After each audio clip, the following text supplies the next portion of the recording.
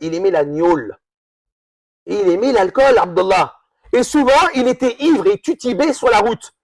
Comme en France, quelqu'un qui titube sur la route et qui est ivre, bah, la police attrape, le met en cellule de dégrisement et 135 € d'amende. Eh bien, c'est pareil. Souvent, il était ivre sur la route. Qu'est-ce qu'on fait? On le ramenait en cellule de dégrisement. C'était sa punition.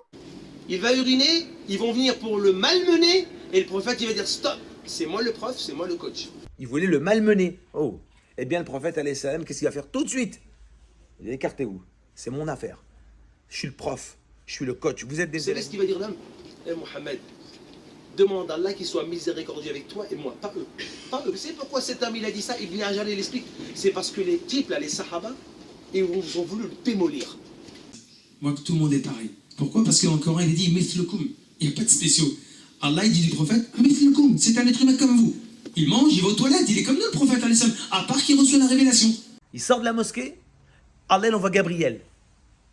Et dit, oh Mohammed, alayhi salam, Allah, il a entendu ta prière.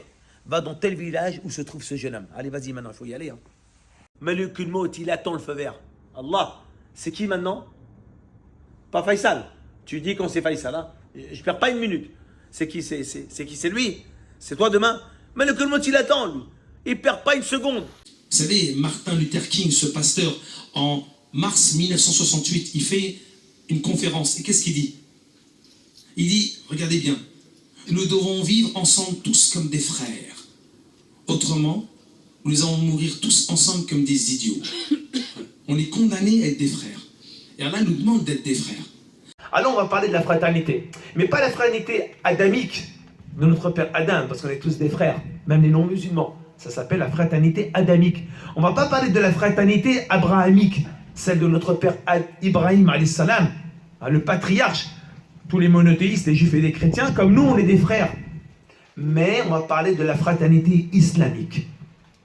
Et on va commencer par un premier hadith. Le prophète, alayhi salatu salam, dit, la corde de l'islam, la corde de la foi la plus solide, c'est pas la prière, ni le jeûne, ni l'aumône, c'est l'amour des gens. Et puis moi, à votre avis, de quoi je vais sortir? Qu'est-ce que je vais parler? Des versets du Coran qui parlent de l'alcool? Je ne suis pas un taré. Je vais parler de l'interdiction du halal haram, mais je ne suis pas un fou. Wallah, il y a plein de musulmans, ils seraient capables de passer devant lui. A'oudh billah, astaghfirullah, plein de musulmans, ils seraient capables de... C'est le chouma, astaghfirullah, cache ta bouche. Pourquoi les adolescents viennent pas à la mosquée? Vous savez très bien, il y a un Jumu'ah, ou excusez-moi, on comprend encore du charabia, ça fait 40 ans que c'est le même disque, en faisant faire un peu du paradis, l'affaire est classée, et on s'occupe. C'est terminé les khutbahs du Jumu'ah, où on parlait de je ne sais pas quoi, des choses qui se passent au bout du monde, ou la fin des temps, ou le jour du Qiyamah, à piquer du nez ou à dormir dans la khutbah. C'est un musulman, mais c'est un homosexuel. Le gars, il arrive, de quoi je lui ai parlé? Des versets du Coran? Surtout pas. Des hadiths? Surtout pas. Le halal? Surtout pas. Le haram? Surtout pas. Aucune interdiction, rien du tout. De quoi j'ai parlé? Que de la grandeur de Dieu. Et la salle, il y avait le bar, je ne l'oublierai jamais, il y avait deux Doberman, il y avait des femmes en paillettes, hein, c'est normal, et puis il y avait, tout le monde était là, et le patron c'était un musulman. Et les videurs c'était des masses, des musulmans. Hein, c'était tous, et puis les filles des musulmanes. Voilà, une boîte de nuit, que des musulmans. Et qu'est-ce que je vais faire? Haram halal, c'est même pas la peine. Il ne faut pas condamner les gens. Il faut arrêter de critiquer, de juger les gens. On est qui, nous, pour juger et critiquer les gens?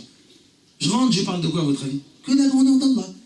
Je ne veux pas rentrer en boîte de nuit, c'est pas possible. Je suis entre amis, ils vont dire quoi les gens là? Même moi, j'ai peur que les pulsions d'avant elles reviennent. J'arrive, je rentre dans la deuxième salle, qu'est-ce que je vois? Le patron, des grands videurs, des femmes en paillettes, le bar, l'alcool, ainsi de suite. Et même deux bergers allemands. Je dis, de quoi je vais parler?